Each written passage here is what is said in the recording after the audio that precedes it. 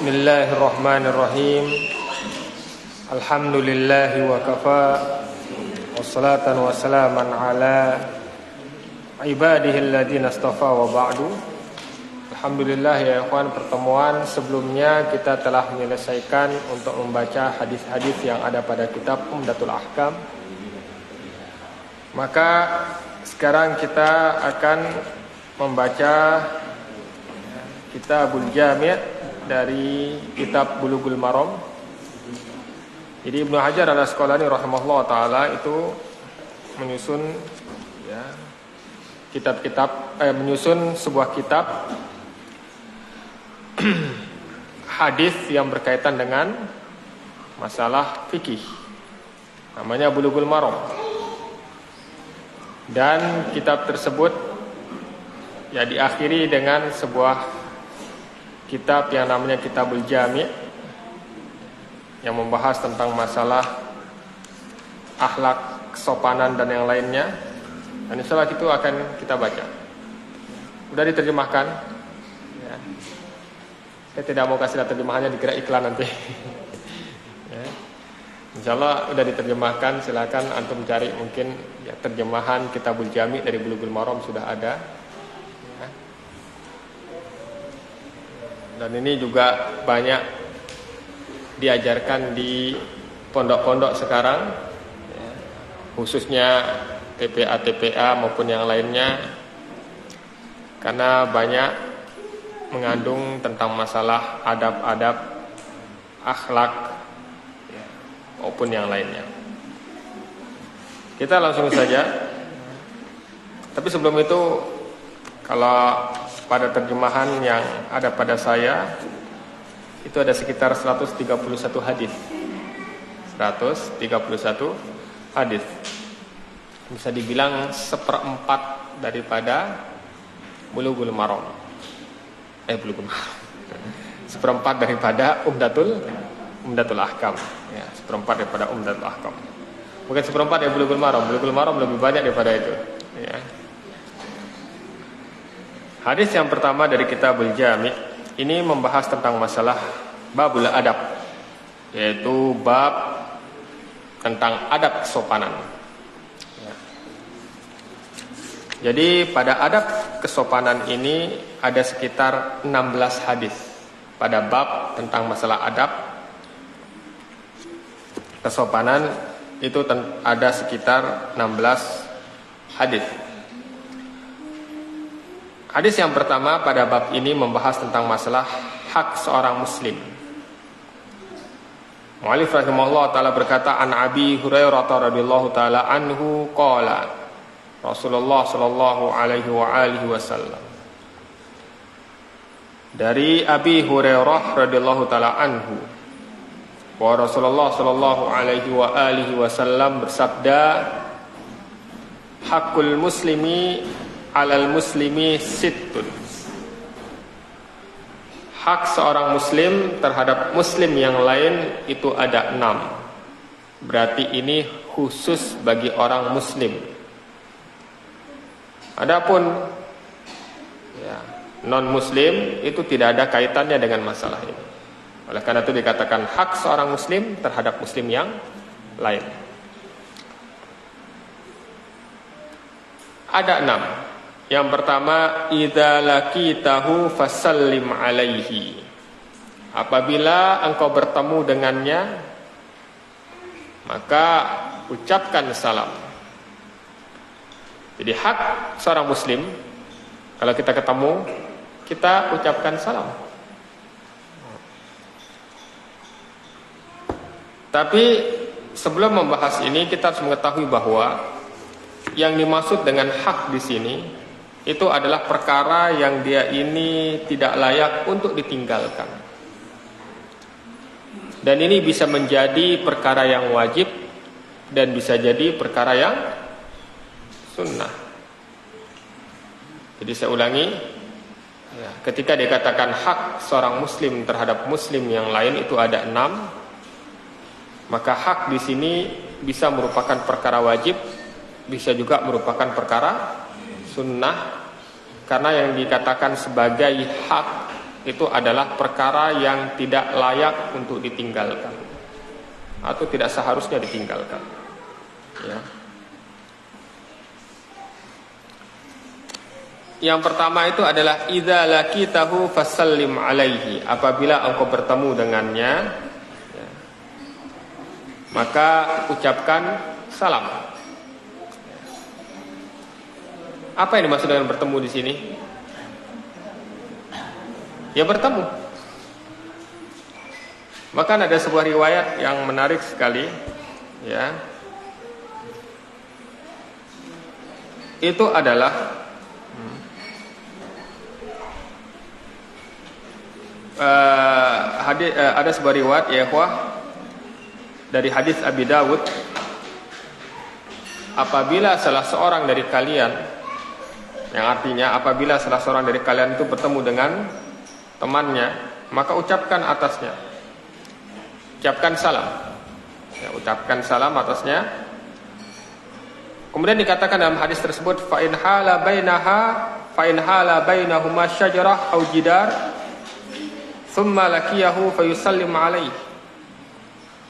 Kalau dia ini terpisah oleh pohon atau tembok, kemudian ketemu lagi, ucapkan salam lagi.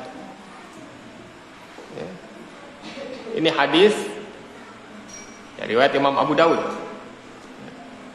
Oleh karena itu Anas bin Malik radhiyallahu taala anhu berkata, yaitu para sahabat Nabi Shallallahu Alaihi Wasallam apabila mereka ini berjalan, kemudian mereka ini bertemu dengan pohon atau yang lainnya, mereka berpisah.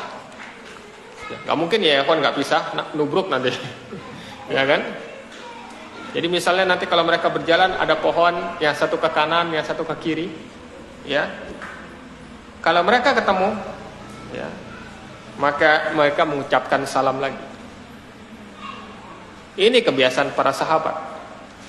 Jadi jangan difahami, ya, jangan difahami bahwa apabila bertemu, yaitu apabila sudah lama tidak bertemu. Walaupun, ya, waktunya sebentar, yang penting bertemu, maka ucapkan salam. Kayak tadi, ya, yang diceritakan oleh Anas bin Malik radhiyallahu taala anhu. Kenapa? Ya, karena salam itu doa.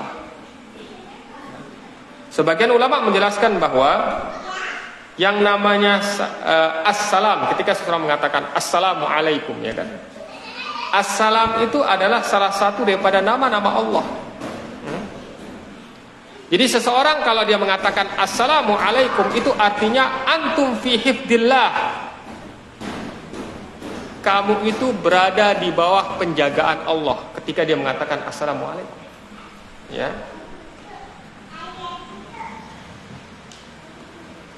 Tapi ada yang mengatakan bahwa assalam itu maknanya dari salamah, keselamatan. Ketika dia mengatakan assalamualaikum, itu artinya salamatullah mulazamatun lak, atau dikatakan mulazimatun lak, bisa.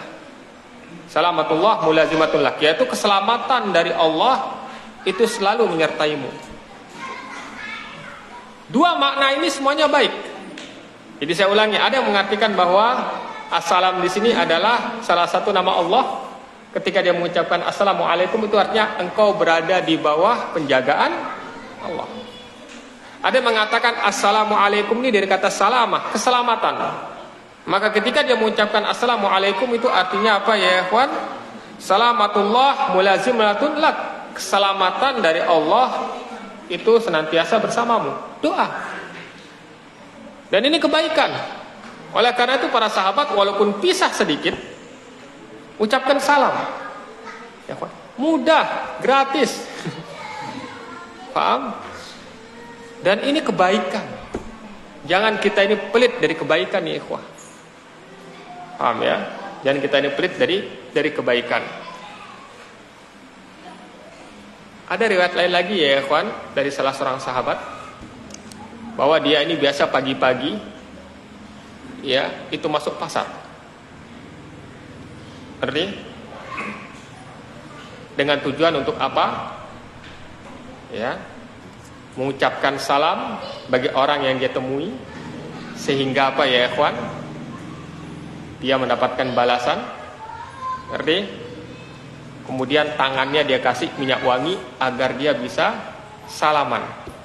Karena dalam hadis lain dikatakan bahwa apabila dua orang muslim itu bertemu dan bersalaman, itu dosa-dosanya gugur sebagaimana jatuhnya daun dari pohonnya selama mereka masih salaman. Ngerti antum? Dan termasuk daripada adab Rasulullah, beliau itu tidak pernah melepaskan salamannya dulu. Nah, saya ceritakan kisah ini berkaitan dengan apa? Salamnya itu ketemu salam. Walaupun orang tersebut tidak menjawab, malaikat yang akan menjawabnya. Ngerti? Ya. Bahkan saking mulianya salam ini, tahiyat kita baca. Assalamualaikum ayuhan nabi. Kemudian kita ucapkan salam juga kepada seluruh kaum muslimin. Ya. Seperti ini ya, ikhwah. Ya.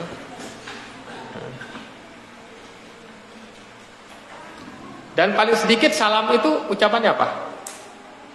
Assalamualaikum. Ucapkan yang fasih ya, assalamualaikum. Kadang-kadang ada orang kom. Komnya saja yang kedengeran. Ya. Assalamualaikum. Mudah. Ya. Lebih utama kalau dia ini apa? Sempurnakan. Assalamualaikum warahmatullahi wabarakatuh. Ngerti? Ya. Kemudian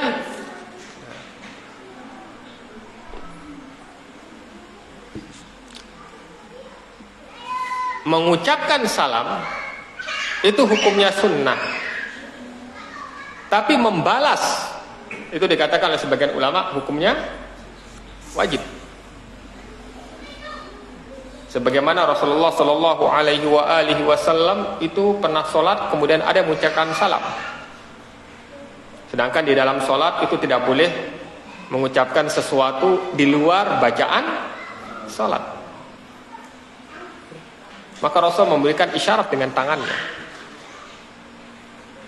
Oleh karena itu sebagian ulama ya berdalil dengan hadis ini dan hadis-hadis yang lain, ya, bahkan dengan ayat juga akan wajibnya menjawab salam.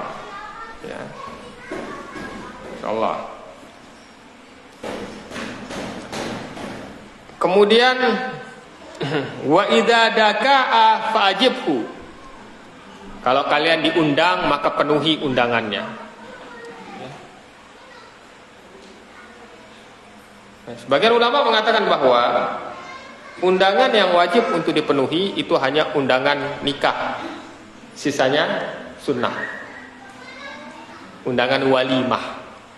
Dan ini apabila undangan nikah yang khusus. Apabila undangan nikahnya itu umum, maka hukumnya sunnah untuk dipenuhi, bukan wajib. Yang umum itu misalnya, ya, ketika kajian dia mengatakan saya mau nikah, ya, besok silahkan datang di pernikahannya. Nah ini hukumnya apa? Sunnah karena yang umum. Tapi kalau undangannya khusus, ya pakai undangan gitu kan, paham, dikasih apa? Kartu. Kalau sekarang biasanya pakainya aplikasi tuh. Saya berapa kali dapat undangan nikah sekarang udah nggak pakai kartu lagi, dikirim lewat WA. Kita baca, ya, masya Allah, ya. Nanti sudah ada kayak bentuknya udah kayak kartu, tinggal dipencet, masuk ke dalam, ya, langsung dikasih kayak sensus penduduk itu nanti. Namanya siapa diisi, bisa hadir atau tidak. Tulis kalau bisa dicentang, kalau nggak bisa dia. Ya kayak gitu sekarang. Saya sampai kaget berapa kali dapat. Masya Allah, ini keren sekali ya. Terus ada di bawahnya itu ada sedikit note ya. Kalau bisa ya dibalas ya sepekan sebelum acara. Wah, saya tidak tahu mungkin itu bisa datang atau tidak, itu untuk ngitung masalah makanan atau apa nggak ngerti saya. Biasanya kayak gitu ya. Ya kan? Ya gitu. Ya, kalau zaman dulu kita pakai apa? Pakai apa? Kartu undangan ya. Sebenarnya nikah itu murah ya, Pak. Nikah itu murah. Tapi kadang-kadang orang ngikuti tren jadi mahal. Berarti nikah itu murah. Ya, antum ke KUA itu gratisan ya. Ya, paham? Ya. Tapi kalau memang bisa dilaksanakan dengan mengundang banyak orang itu lebih bagus. Kalau mampu. Kalau tidak mampu ya jangan dipaksakan. Ya jadi dipaksakan seperti itu. Saya punya teman ya Evan dulu ketika di Lombok, nikah tahun 2003, saya lupa ketika di Lombok. Dia orang Sukoharjo, istrinya orang Lombok, nikah. Itu zaman itu saya ingat saya modal cuma 1,5 juta. Itu sudah di musola, undang orang, udah satu pondok sama orang kampung juga, ya. Makan sederhana, udah sah. Ngerti? Dan saya masih ingat dulu undangan nikahnya itu bukan pakai ketikan atau apa gitu, ya. Itu kerental komputer dulu, ngetik, ya, kita print, langsung kita fotokopi, kita lipat, dikira kayak undangan rapat RT itu. Mungkin kan seperti itu. Tapi apa jadi? Alhamdulillah, ya. Ya. Karena itu kemampuannya dia, kemampuannya seperti itu. Ya, daripada dia nanti mengeluarkan biaya yang besar, ya. Biaya yang besar ya ikhwan, ya nanti setelah walimah malah ngutang, susah, ya semampunya, insyaallah, ya. Tapi kalau dia mampu untuk meriah-meriah tidak masalah ya ikhwan, ya tidak masalah, ya. Rasulullah pernah mengatakan syarut ta'amul walimah, kan? Sejelek-jelek makanan tuh makanan ketika nikah. Kenapa? Karena diundang orang yang tidak butuh makan. Jadi orang yang nggak butuh makan diundang, orang yang butuh makan itu orang miskin juga malah nggak diundang. Seperti itu, ya. Kemudian ada kelas, ya kan? Ketika ngundang orang kaya itu hari pertama makanannya ayam. Itu paginya. Nanti siangnya ngundang orang yang ekonomi kelas menengah, maka lauknya telur. Nanti yang sorenya ngundang yang dia tuh ekonomi bawah, lauknya tempe. Rasulullah mengatakan syar'an. Terjadi enggak? Terjadi. Maka kalau kita ingin menjadikan makanan walimah kita tuh barokah, ya. Saya ulangi, kalau kita ingin menjadikan makanan walimah ketika nikahan tuh barokah, undang semua, ya, tanpa perlu memisahkan. Kaya miskin sudah, jangan dipisah. Paham ya? Seperti itu. Saya tidak tahu ya Evan, karena saya dengar dari sebagian ikhwah ada yang seperti fenomena seperti itu. Saya sendiri nggak pernah merasakannya, karena saya setiap diundang walimah lauknya pasti enak. Ya, ya. Lauknya pasti alhamdulillah enak gitu, seperti itu ya. Saya nggak pernah, tapi saya mendapatkan cerita dari beberapa ikhwah, ternyata ada yang seperti itu. Insyaallah. Benar nggak? Benar ya, Masya Allah. Ya. Tapi wajibnya untuk memenuhi undangan pernikahan itu apabila yang pertama di sana itu ya tidak ada perkara yang mungkar. Kalau ada perkara yang mungkar maka hukumnya berubah. Paham? Tapi pada zaman sekarang ya ikhwan, itu kalau orang awam nikah, ya, apa yang nggak ada musiknya, ngerti? Ya, susah ya seperti itu. Saya sendiri pernah ditanya ya Evan, Masya Allah luar biasa. Saya hanya mengatakan fattakullah mastata'tum lah gitu. Ya. Karena ketika menikah itu bukan hanya dua keluarga ya Evan, dua keluarga besar, ya. Keluarga yang nikah setuju, keluarga besar belum tentu setuju, ya kan? Paham? Ya. Dan ini kenyataan yang terjadi. Allah Ta'ala alam ya Evan. Wa idza stansahaka fansahhu. Apabila dia meminta nasihat, maka nasihatilah. Kalau kita lihat zahir hadis ini memberikan nasihat bagi orang yang meminta nasihat itu wajib. Tapi dengan syarat kalau dia mampu memberikan nasihat. Jadi saya ulangi, zahir pada hadis ini, kalau ada orang yang meminta nasihat, maka wajib untuk dinasihati. Dengan syarat dia mampu. Kalau tidak mampu, maka silakan dia ini menunjuk kepada orang yang mampu untuk menasihati. Ya. Tapi, ya, bagaimana kalau dia ini tidak meminta dinasihati, inisiatif langsung seseorang itu menasihatinya, maka apa ya ikhwan? Ini hukumnya sunnah. Paham ya? Dan harus dibedakan di sini ya ikhwan. Nasihat di sini ya, yang harus kita pahami itu maknanya umum. Ya. Bahkan amar ma'ruf nahi mungkar itu termasuk daripada nasihat. Rasulullah mengatakan ad-dinu nasihah, agama itu adalah nasihat. Ada orang minta nasihat sama antum, ya, antum nggak bisa, coba tanya si fulan, insyaallah mereka atau insyaallah dia bisa menasihati. Ya. Alhamdulillah ya ikhwan, beberapa ikhwah bahkan santri sering meminta nasihat dan yang lainnya, bukan hanya kepada saya, kepada ustadz-ustadz yang lain juga ketika di pondok. Ya. Maka yang paling sering saya berikan nasihat itu satu, takwa. Bertakwa kepada Allah Subhanahu wa taala, baik sendirian maupun di hadapan orang banyak. Ya. Tapi ketika memberikan nasihat juga dilihat apa yang dibutuhkan oleh orang tersebut. Ya. Ada salah seorang sahabat minta nasihat kepada Rasulullah. Nasihatnya Rasulullah, la takdob, jangan marah. Ya. Ada salah seorang sahabat yang lain minta nasihat kepada Rasulullah. Jawabannya Rasulullah apa? Qul amantu billah tsumma istaqim. Katakanlah aku beriman kepada Allah kemudian istiqomah. Jadi Rasulullah SAW ketika ditanyakan tentang sesuatu, dimintai nasihat, beliau menjawab sesuai dengan kebutuhan. Maka kita harus lihat orang tersebut butuhnya dalam masalah apa. Wa idza atasa fahamidallah fasammithu. Kalau dia bersin kemudian mengucapkan alhamdulillah, maka doakan. Perhatikan kata fahamidallah, memuji Allah, yaitu mengucapkan alhamdulillah. Berarti kalau ada orang muslim bersin tidak mengucapkan alhamdulillah, maka tidak layak untuk didoakan.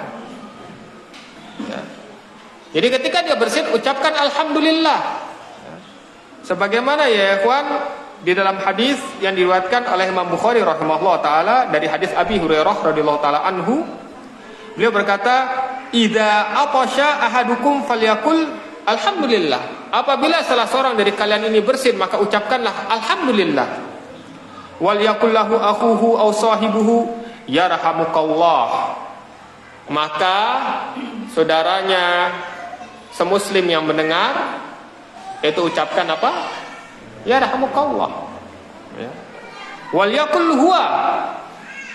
Maka yang bersin tadi karena sudah didoakan, balas lagi, yahdikumullah wa yuslihu balakum. Semoga Allah memberikan petunjuk ya, kepada engkau dan memperbaiki keadaan engkau. Jadi ada timbal balik. Ya. Dan ini menunjukkan akan keutamaan bersin. Kenapa? Karena bersin ini nikmat. Sebagian ulama menjelaskan bahwa salah satu hikmah kenapa kalau bersin ucapkan alhamdulillah, karena itu nikmat. Dan bersin itu dikatakan sebagai alamatun nasyat, tanda semangat. Sedangkan nguap itu dikatakan sebagai tanda alamatul kaslan, tanda malas. Ya kan? Paham? Ya. Enggaknya kalau nguap itu disyariatkan untuk menahan semampunya. Kalau nggak bisa ya minimal tutup mulut gitu kan. Ini udah mulutnya nggak ditutup, belum sikat gigi lagi. Masya Allah ya, bala pokol bala. Ya, ditahan semampunya. Itu kalau nguap. Ya. Tapi kalau dia sudah bersin lebih daripada 3 kali, maka para ulama mengatakan bahwa dia sakit. Ya dia sakit. Pak Mantum, ya. bersin gitu. Kayak saya ya kawan, saya tuh alergi terhadap dingin. Jadi kalau misalnya saya tuh alergi saya kambuh terhadap dingin, saya bersin. Itu bisa terus, ya, bisa terus bersin, ya, sekali 2 kali bahkan terus, ya, bahkan bisa sampai lebih daripada 10 kali bersin terus, ya, paham? Maka obatnya apa? Ya pakai pakaian hangat, minum air hangat, udah selesai. Ya, nanti tubuh itu nanti udah mulai biasa ya, Pak. Kemudian yang selanjutnya, wa idza marida fa'udhu. Apabila sakit, kunjungi. Nah ini ya, kawan. Ya. Usahakan mengunjungi saudaranya yang sakit kalau bisa. Usahakan, karena pahalanya luar biasa ya, kawan. Dan orang yang sakit itu lebih mudah untuk menerima dakwah. Cepat sekali. Dinasehati itu lebih mudah. Beda dengan orang yang sehat. Bahkan Rasulullah Shallallahu Alaihi Wasallam itu kalau mengunjungi sahabatnya yang sakit didoakan, diingatkan akan Allah Subhanahu Wa Taala, ingatkan untuk bertobat. Berikan ya ikhwan kabar gembira baginya. Ya, jangan ditakut-takuti. Tangga saya kemarin sakit kayak gini mati katanya. Dijaga mulutnya, hati-hati. Ya. Karena perkataan itu bisa diaminkan oleh malaikat. Jadi apa ya ikhwah, didoakan dengan doa yang baik. Paham ya? Saya pernah ditanya, Ustaz, kalau kita jenguk orang sakit harus bawa oleh-oleh ya? Enggak. Enggak harus bawa oleh-oleh. Ya. Kadang-kadang ada yang dia tuh malu kalau enggak bawa oleh-oleh. Kemudian kadang-kadang keluarga yang sakit itu meremehkan kalau yang jenguk enggak bawa oleh-oleh. Yang datang enggak bawa apa-apa. Kadang-kadang ada seperti itu. Ya. Kecuali yang dirahmati oleh Allah Subhanahu Wa Taala. Maka yang menjenguk jangan malu kalau dia ini tidak membawa apa-apa. Keluarga yang dijenguk maupun orang yang sakit itu harusnya dia senang dan bahagia ketika ya yang sakit ini dijenguk. Karena apa ya, kawan, bisa mendapatkan doa. Semakin banyak yang menjenguk, masya Allah, semakin banyak yang mendoakan. Ini harus dipahami. Kalau mau bawa oleh-oleh semampunya, ngerti ya? Bawa oleh-oleh semampunya. Karena biasanya orang sakit itu enggak malas makan. Ya makan malah yang nungguin nanti. Bener nggak? Ini pengalaman pribadi kayaknya. Ya, tapi tidak apa-apa ya, Evan, karena yang nunggu juga membutuhkan kekuatan untuk nungguin yang sakit, benar nggak? Ya kan? Gitu. Ya. Kemudian wa idza mata fatba'hu. Kalau dia meninggal dunia maka ikutilah. Maksudnya ikutilah itu apa? Ya, tasyi'. Tasyi' itu bisa kita katakan ya, Evan, mengurus jenazahnya, mensolatkannya, takziah lah, dan yang lainnya. Dan ini yang harus kita pahami, ketika ada saudara kita yang meninggal dunia, kita ringankan bebannya, karena dia ini lagi mendapatkan musibah ya. Mungkin tidak sempat untuk masak dan yang lainnya ya. Saya pernah dapat ya kawan, ada salah seorang ustadz itu posting cerita yang menarik sekali. Jadi ada ibu, ini kisah tentang masalah sakit ya kan. Jadi ada ibu-ibu itu baru punya anak lah, sedangkan suaminya itu kerja di luar daerah, ya, beda pulau, ya, melahirkan sendiri sama ibunya ya. Ketika masih kecil sakit ya kawan, masya Allah, nggak ada yang ngurus. Akhirnya ummahat yang lain itu sepakat untuk jenguk. Ya. Ketika sampai di sana ya kawan, rumahnya dibersihkan, yang kecilnya itu apa ya kawan, dimasakin makanan, dikasih makan, pakaian yang kotornya itu dicuci semuanya, terus yang ini dibantu sampai dia sehat. Ngerti? Bertahun-tahun kemudian suaminya balik ke rumahnya. Kemudian mereka reuni. Apa katanya ummahat tadi yang ketika dulu dijenguk? kalau saya dulu tidak dijenguk kalian, katanya gitu, saya tuh sudah putus asa dan mau bunuh diri, katanya. Sudah putus asa mau bunuh diri. Bayangkan, suami jauh, ya, terus mertua itu nggak datang tiap hari, dan dia juga dalam keadaan sakit, ya, Masya Allah. Penting seperti ini, ya. Jadi ketika antum jenguk seseorang yang sakit, antum juga harus lihat bagaimana keadaan keluarganya. Doakan, bantu yang apa bisa dibantu. Ngerti? Ya. Contoh misalnya ada, ya, bapak-bapak lah, tulang punggung keluarganya sakit, nggak bisa kerja, kita jenguk, kita doakan, kemudian kita lihat apa yang bisa kita bantu, ya, kita ringankan, ya. Butuh beras, kita belikan beras semampunya. Karena apa? Karena ketika dia sakit tidak ada yang kerja keluar. Dan insya Allah, ya ikhwan, itu luar biasa.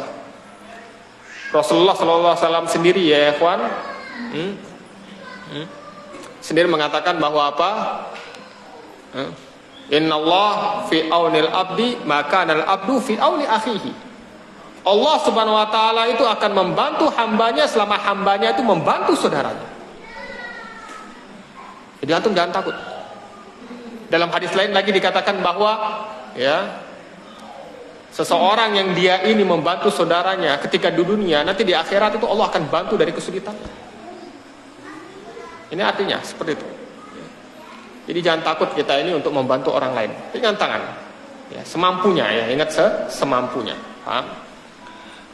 Kemudian kalau meninggal, ya kawan, itu kita sholat, kita mandikan, kita sholatkan, kita kuburkan, ya kawan. Kemudian kita bantu keluarganya, ya.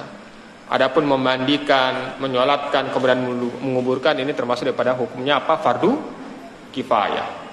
Maka 6 ini, ya kawan, 6 ini merupakan hak muslim, ya, bagi muslim yang lain. Dan lihat dalam hadis ini, orang muslim itu memiliki hak yang harus kita penuhi, baik ketika dia masih hidup maupun ketika meninggal dunia maupun ketika sakit.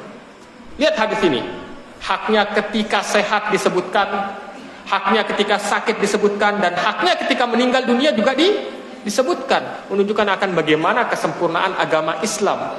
Dan Islam itu, ya ikhwan, memerintahkan hambanya itu untuk peduli kepada saudaranya dimanapun berada.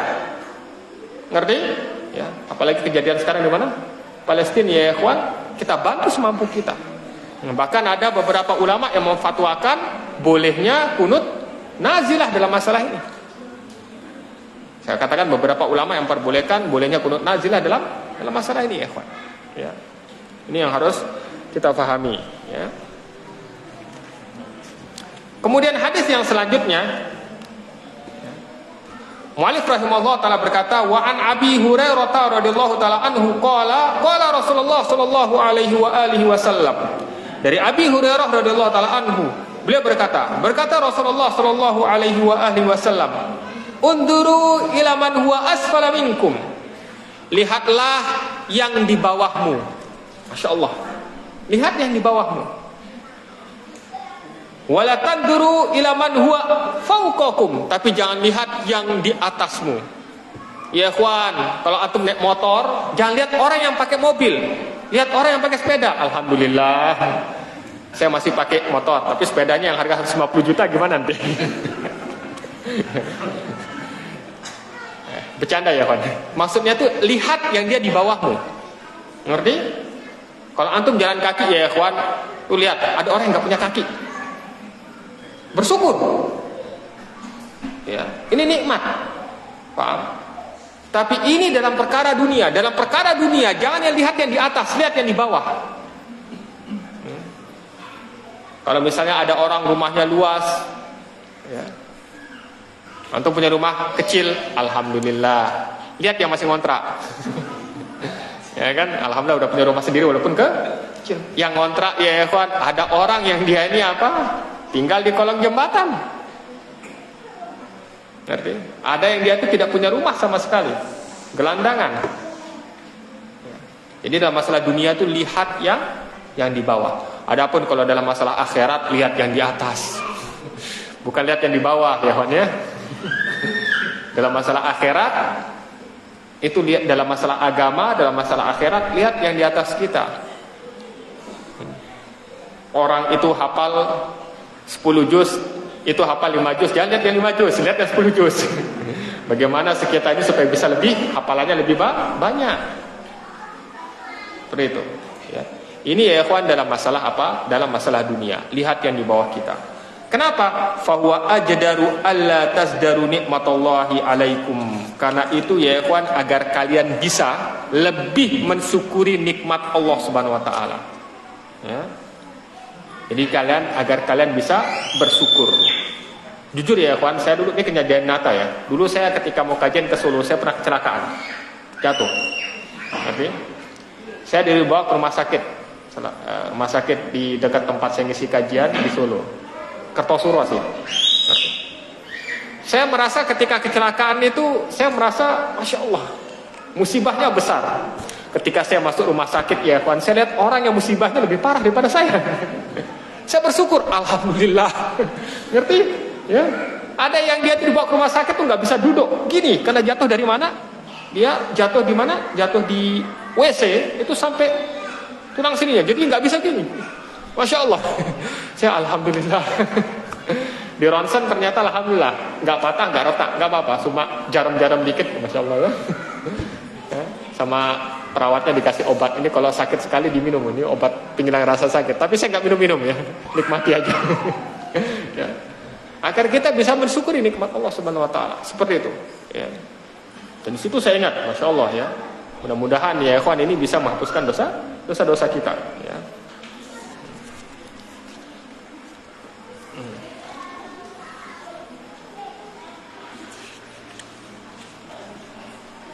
Masih ada waktu?